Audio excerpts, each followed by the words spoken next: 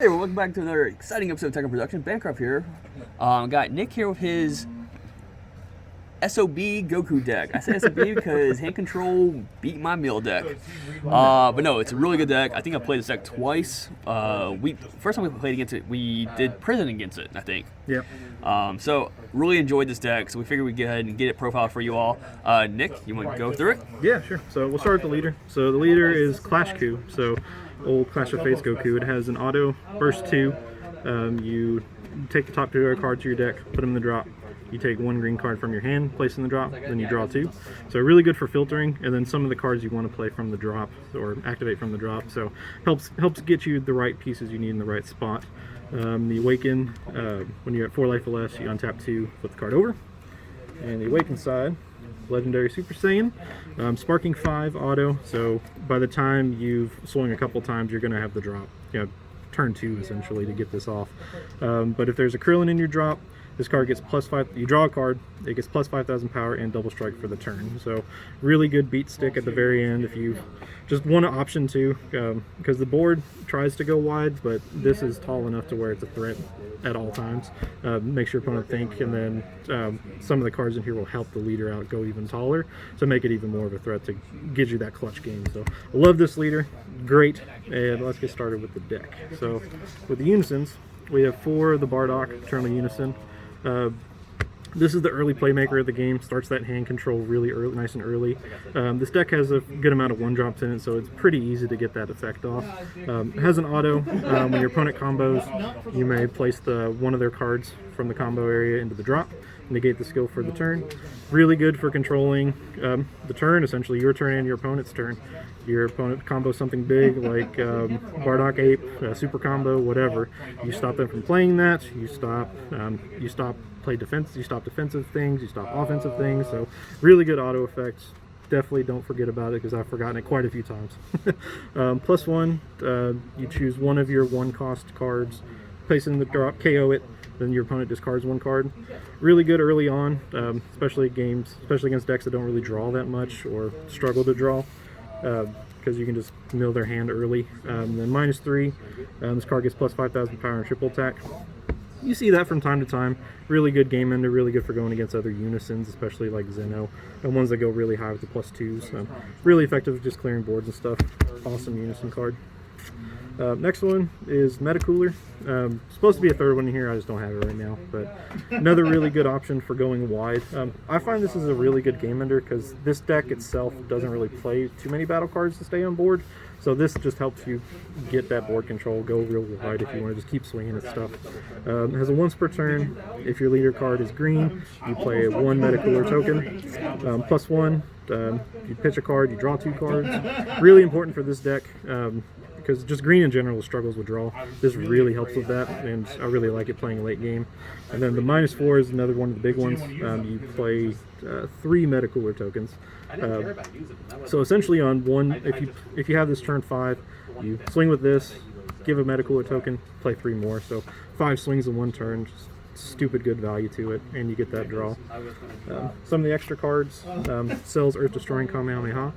One of the better ISRs that came out of the set. If all your energy is green and your leader card's green, you play this on Activate Battle. You get +15,000 power.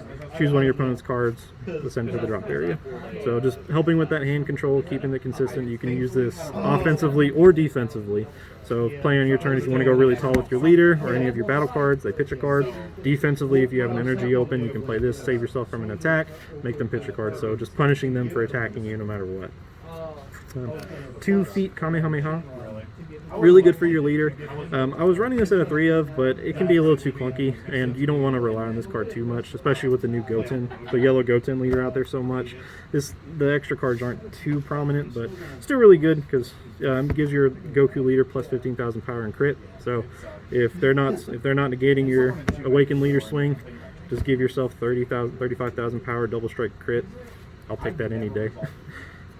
Then we play 3 Dormant Potential Unleash. This is just a staple card for green now. Just a counter attack. If you drop 1 card, it doesn't negate the attack, but you drop 1, but KOs 2 cards, adding up to 2.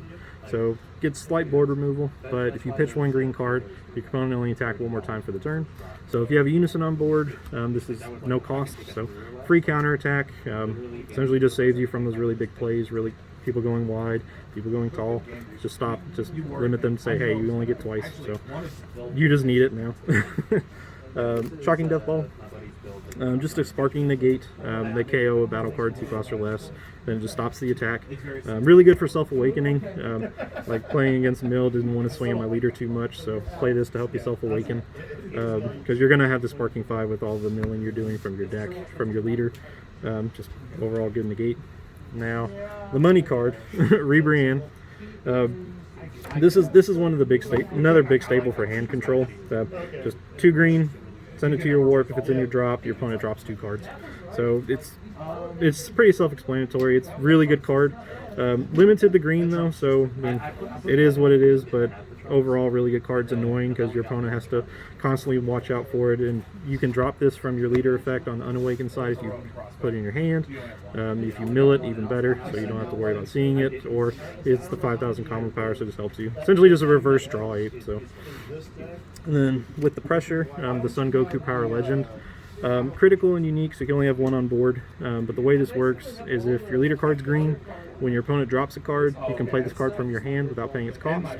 So essentially with all the hand control you're going to be doing, pretty much any turn this becomes applicable.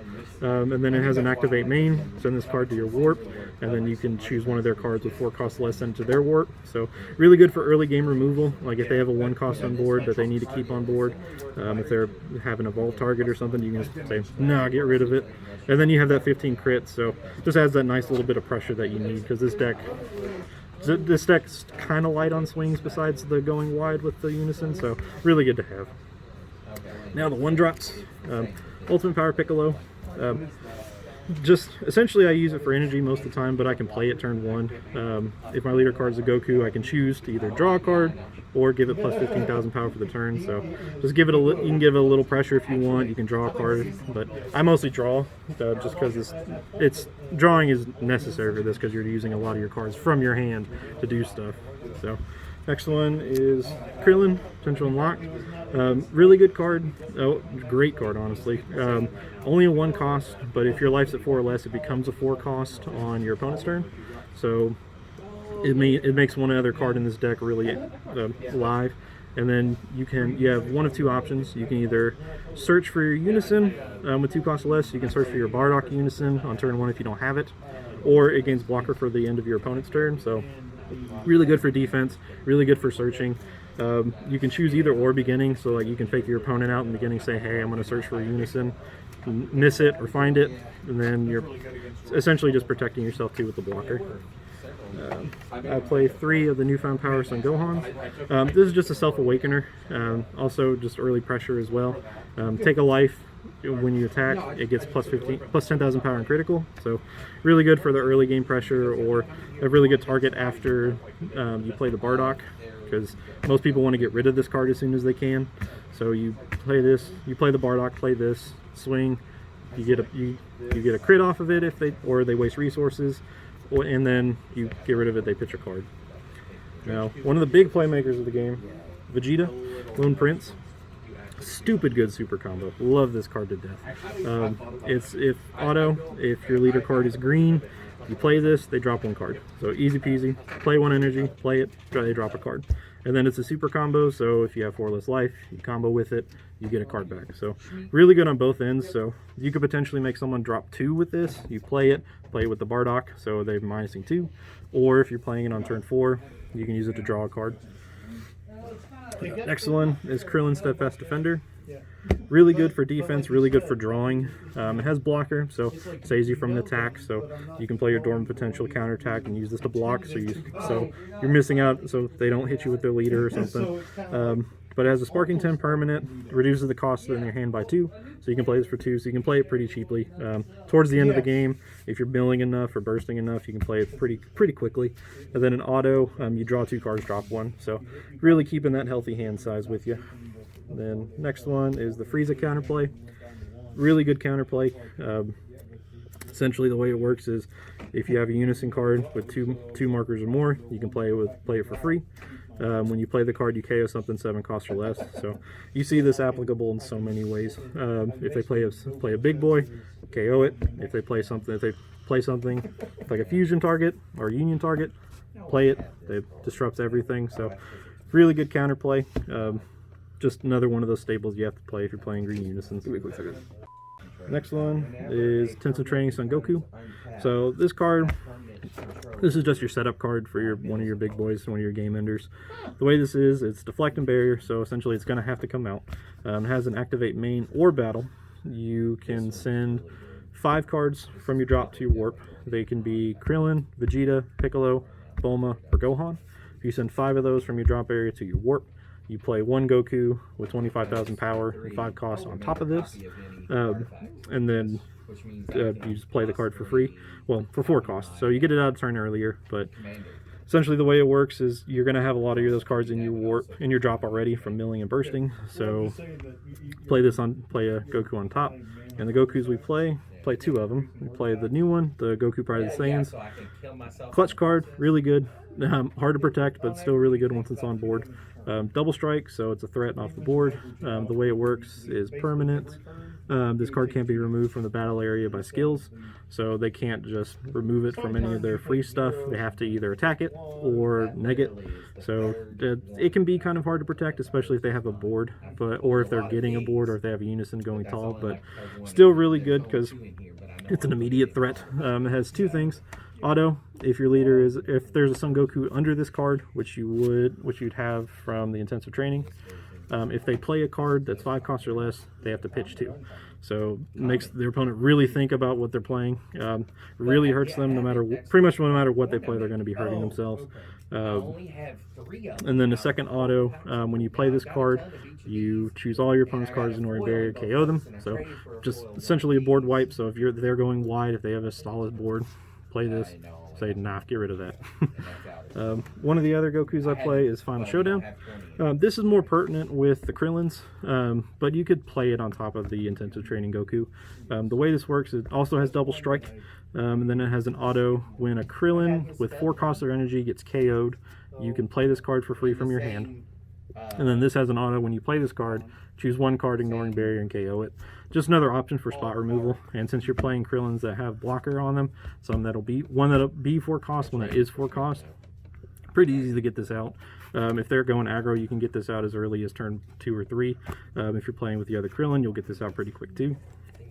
And the last card I play is the Secret Rare, Gogeta Peerless Fusion.